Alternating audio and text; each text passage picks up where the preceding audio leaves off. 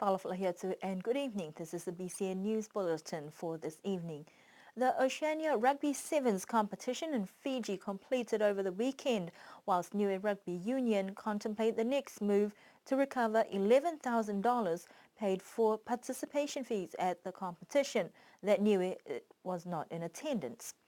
Niue Rugby Union representatives said the Foru management, who are facilitators of the Oceania Cup, ill-advised Team Niue of the qualification rounds, starting with the mini-games in Wallace and Futuna, which Niue was fined $1,000.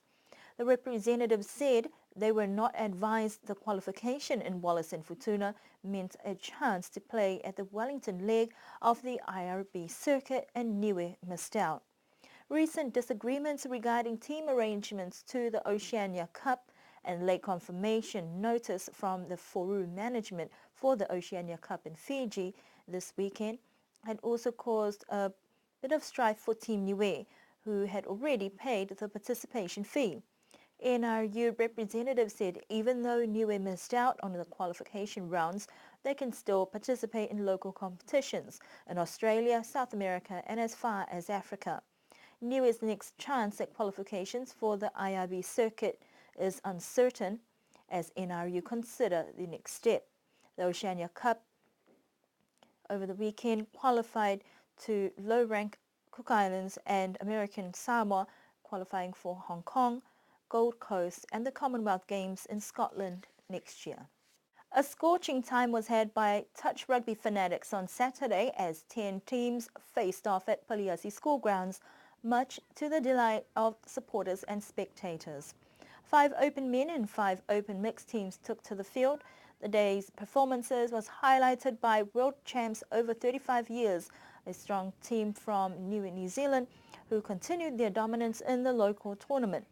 With the heat more fierce on Saturday, all hopes of tiring the visitors went out the door as they triumphed the tournament.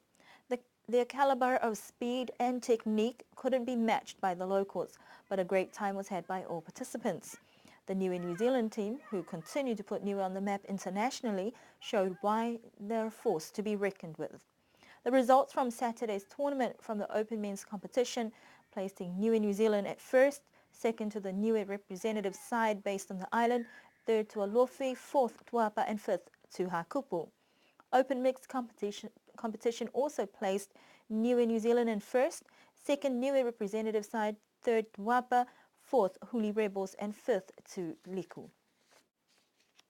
Continuing from the rugby touch tournaments, New Zealand touch team has defeated top local men's touch team, Alofi, by a staggering 11 points to 3. Alofi, who ranked third after Saturday's tournament, met the visitors for an intense game yesterday afternoon at Paliasi, showing up some of the skills for the locals. The visitors proved too much for the Alofi team, scoring 11 points to 3. A representative from the visitors team said they had a good game with Alofi. What most spectators commented from the games on Saturday and from yesterday afternoon is the techniques the visitors had and the usage of the ball to create play, which makes the tournament's champions.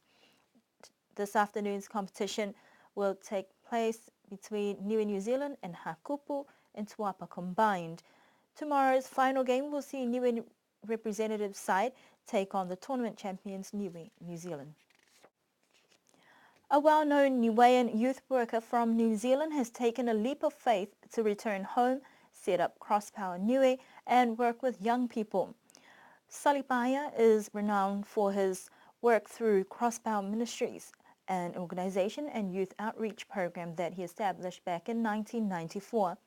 From humble beginnings, it all began with his family at home and gradually grew over the years into a rather successful program for youth development and also an impressive business model. But after 30 years of working with youth in New Zealand, Sully has decided to bring his skills to help the island. He admits, however, that it was never his plan, but a brief visit back home rekindled and reignited that desire to return. When I left Niue, I blew my bridge up. I wasn't to come back. But when I came back and I reconnected back and I saw the need, my heart was drawn into the needs of youth. And not only that, I feel that I'm in a position to do something about it. And so I don't have all the answers, but what I have, I'm prepared to share. And so coming to Niue, I saw youth, I saw the need that draws me to youth, and pretty much it starts from there. And now it burns within me. It's my passion, it's my desire, that's what I want to do.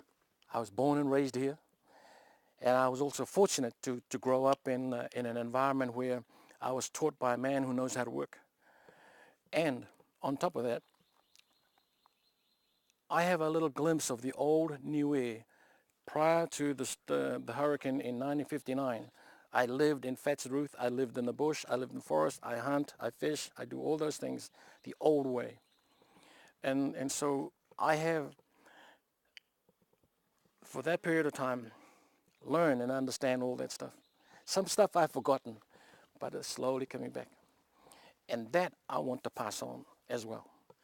Understanding our past and our history and who our people are and the caliber that they have, and build on that, add on with the new technology that's coming.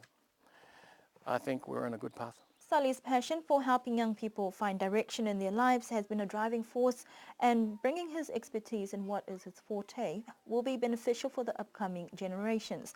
We spoke with him about his vision and focus in helping youth on the island.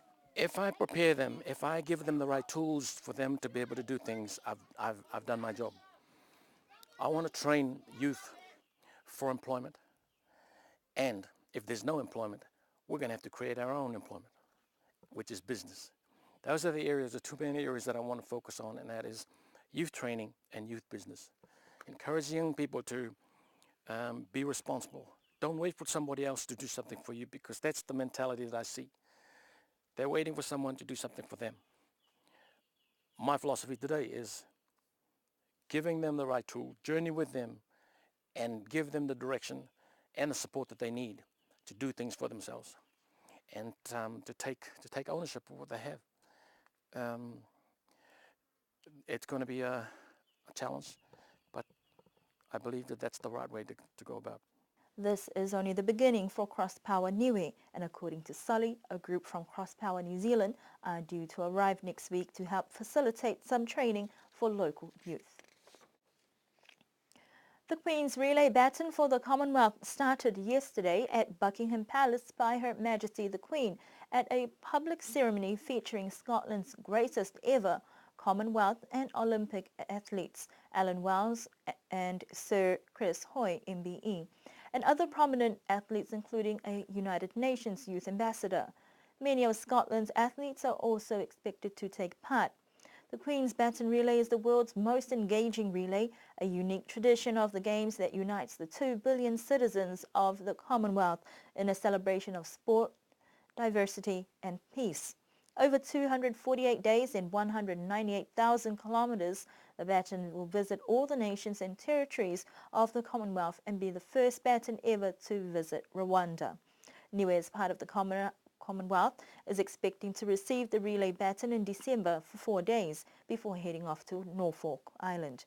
Niue's program will be centered around the Paliasi grounds for the duration of the Queen's baton on the island. Many of the sports, including tabloid sports, will also focus on the day. The Huvalu campsite is getting some much-needed attention and repairs after years standing idle. The campsite that was established by Afile and Patipahea back in the 90s was an area developed as an eco-friendly accommodation and open for youth leadership camps as well as environmental appreciation and adventures for various local groups. But it has since been returned to the family, who have now taken on board the task to restore it to its former glory. Salipaya says a trip back home made him realize his next big challenge would be to renovate and restore the campsite. I was really saddened by the fact that we've allowed something of this nature to be run down like this. And so I went back to New Zealand and I couldn't get that out of my mind. So when I came back to reconnect and decided end of last year that this is what I'm going to do. When my uncle that started this, he had a vision and he was ahead of his time. He did something that I believe that was at that time people didn't really catch on. I caught on and I decided that I'm going to finish off what he has done. He has taken it upon himself to complete the project in his own steam with much appreciated voluntary help from the youth that are part of the YWAM program on the island at the moment. Although there are no set funds for the project, he will not let that deter plans. Sali has a twofold vision for the site that will hopefully be able to become self-sustaining. One is we want to buy into the tourism industry that's growing. And this is a heaven for tourism. There's so much here without interfering, without disturbing the environment. We want to preserve our environment. And the second thing is that we want to use it as an educational purpose, not only for the youth of Niue, but for the youth of Niuean New Zealanders that are New Zealand born who have no idea what their roots are about. So I want to bring a group of them here, build a relationships where I can bring the youth from New Zealand here so that they can reconnect with their roots. And I think that that's it, but open it to for educational purpose. It will be semi-operation beginning of the year. When I go back to New Zealand, I'm going to load up a container with materials. I have no idea how I'm going to fund that, but I'm looking at around about March to head back with materials, and we're going to refurbish. As long as I got the good toilet and a good facility for a kitchen, we'll be away. Work is gradually progressing with the expectation that it will be fully refurbished by the middle of next year in June. Last Saturday, fishermen battled the sun and the conditions to head out on the water in what was the Avasele pre-show day fishing competition. Avasele chairperson Ataleo Siakia says that the program went extremely well despite the heat, and there has been a great increase in the numbers in the canoe category that continued to be the more popular option. This year has seen a huge increase in numbers, with 52 registered in the canoe category in comparison to last year where there were only about 40. With lots of prizes up for grabs, it was veteran fisherman Atalasita Wasi who raked in two of the main prizes worth over $500 in the canoe fishing category, where he caught a yellowfin tuna weighing over 14 kilograms. Bottom fish were plentiful with scores of different types of fish with lots of prizes in the categories. Tolana Tanga came out on top for the canoe fisherman in the bottom fish category with his 10.8 kilo catch. In the boats category, there were only 6 registered, with the heaviest pelagic fish, a wahoo, caught by Toto Malinao, weighing in 26 kilos. But it was James Douglas who had the heaviest overall catch in the boat category. Spectators eagerly awaited weigh-in and were quick to negotiate with fishermen to buy some fish for a nice change to the menu and diet. The hope is that such competitions will continue, and the village is thankful to all those who participated for making the event a success and extended an invitation to everyone to head out for their show day on Saturday. That concludes tonight's news bulletin.